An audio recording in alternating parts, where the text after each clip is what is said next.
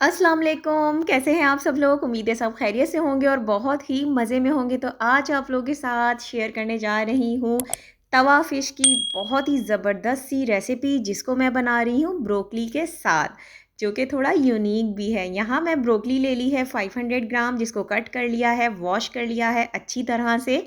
Salt लेंगे 1 teaspoon, black pepper लेंगे 1 teaspoon, 8 से 9 अदद जवे जाएंगे लहसुन के। यहाँ पर फ़िश ली है मैंने 500 ग्राम, वाइट फिलेट फ़िश है। इस फ़िश को मैं बना रही हूँ तंदूरी मसाले के साथ, तो 2 टेबल स्पून भर के मैंने तंदूरी मसाला लिया है।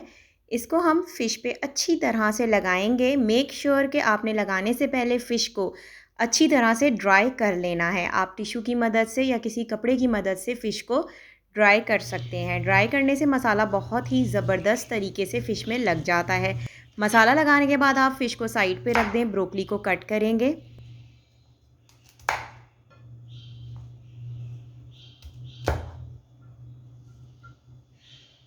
अच्छा, यहाँ आप लोगों को एक टिप दे दूँ कि अगर आपके घर पे ब्रोकली अवेलेबल नहीं है या आपके कंट्री में ब्रोकली बहुत ही नॉर्मली नहीं मिलती है, तो आप लोग जो है यहाँ पर फूल गोभी का भी यूज़ कर सकते हैं, या जिस तरह की भी आप वेजिटेबल चाहें इसमें ऐड कर सकते हैं। टेस्टफुल बहुत ही ज़बरदस्त बनती है।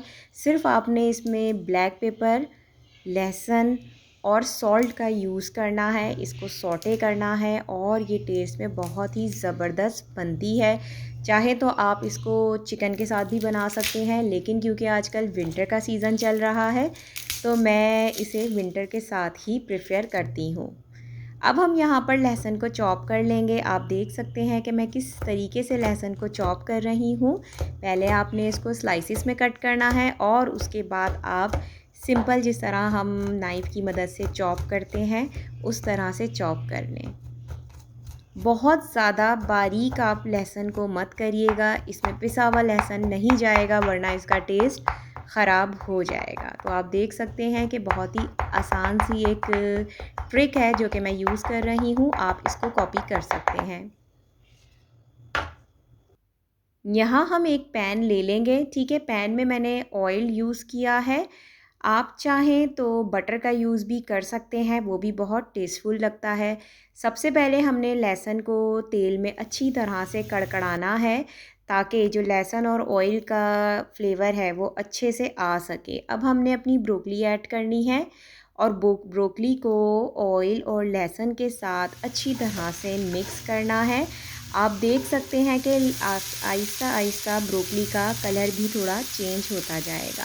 तो 5 मिनट के बाद आपने सॉल्ट डालना है और उसके बाद ही आपने ब्लैक पेपर का यूज़ करना है। इसको अच्छे से आपने मिक्स करना है।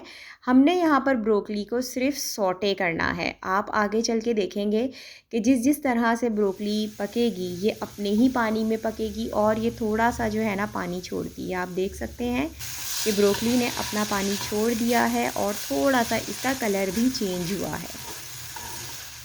हमारी ब्रोकली यहाँ पर रेडी है। इसको डिश आउट कर लेते हैं और जब तक अपनी फ़िश को भी फ्राई कर लेते हैं। तो 1 टेबल स्पून ऑयल यूज़ कर रही हूँ तवे पर।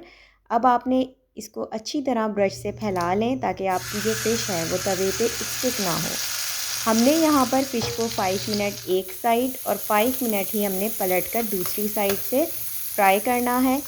तकरीबन जो है ये 5 मिनट के बाद आपने ये वाला स्टेप फॉलो करना है। अगर आप बीच में छेड़म छाड़ी करेंगे फ़िश के साथ तो वो टूट जाएगी, तो उस चीज़ से ज़रा आप उस चीज़ को अवॉइड करें।